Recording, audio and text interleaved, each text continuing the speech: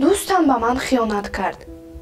این برای من علم‌آور و تأسف‌انگیز است. چی طور او به این عمل جرأت کرد؟ آخر من او را دوستی بهترین خود می حسابیدم.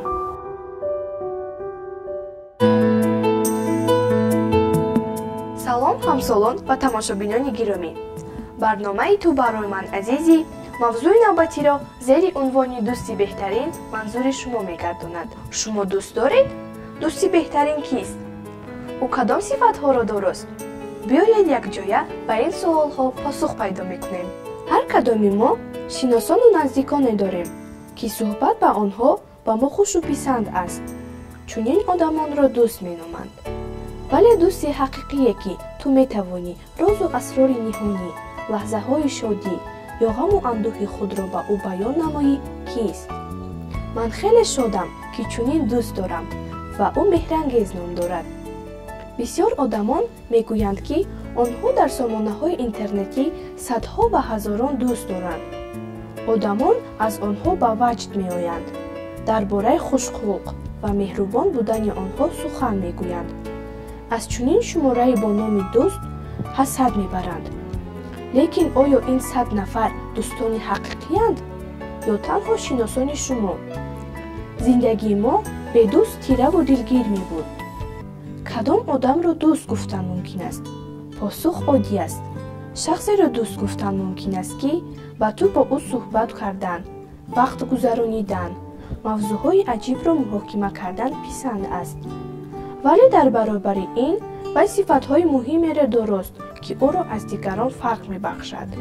یکم، دوستی حقیقی همیشه به بخشیدن آماده است. در این جهان یگان نفری بی عیب نیست. بنابراین همه خطا می‌کنند. و وقتی که شما خطا می‌کنید و بخشش می‌پرسید، دوستتون شما را می‌بخشد.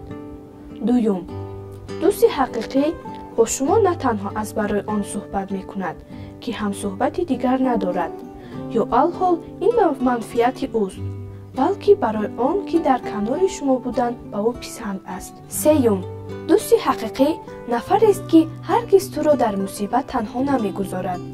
در لحظه مشکل دستی کمک دراز میکند و در همه دشواری‌ها دستگیر شما میشود. چهارم، از کامیابی و موفقیت تو صدقاً شاد میگردد. پنجم، دوستی حقیقی هرگز برای به عملها یا عادتهای بد و مانند درس‌گریزی یا دزدی، تماکوکشی یا استعمال مشروبات دست زدن مصلحت نمی‌دهد. ششم، دوستی حقیقی هرگز پنهانی از تو را محاکمه نمی‌کند، بلکه همه چیز را روی راست می‌گوید. هفتم، دوستی صادق در یگان حالت به تو خیانت نمی‌کند، حتی اگر او در این لحظه از تو رنجیده باشد هم. هشتم، دوستی اصیل هرگز دروغ نمیگوید. او حقیقت را میگوید، حتی اگر این سخن حق به تو معقول نباشد. نهم، دوستی حقیقی عمل خوش را برای شما نه از بهر آن انجام میدهد که در عوض از شما نیز چنین عمل را انتظار است. نه، او این کار را از آن سبب میکند که انجام دادن چنین عمل در حق شما به او پسند است. در شر و ایذا نام دوستان خود را نویسید. برایشان خیلی خوش و گوارا خواهد بود. دانستن آنکه شما آنها را دوستان حقیقی می‌حسابید. اگر دوست داشتن خواهی، خود دوست بیدار و مهربان باش. دوستی اصیل این دستگیر و مددکار حقیقی در هر گونه وضعیت است. دوستان حقیقی را فراموش نباید کرد. به دوستان زندگی بیرنگ است و انسان از تنهایی دلگیر می شود. من بسیار می خواهم که هر نفر دوستی حقیقی داشته باشد و هیچ کس تنهایی را احساس نکند. دوستان خود را احتیاط کنید و به قدر دوستی برسید، زیرا آن بی‌بهاست. در اینجا ما با شما خداحافظی می کنیم. خیر تا وقوعی آینده.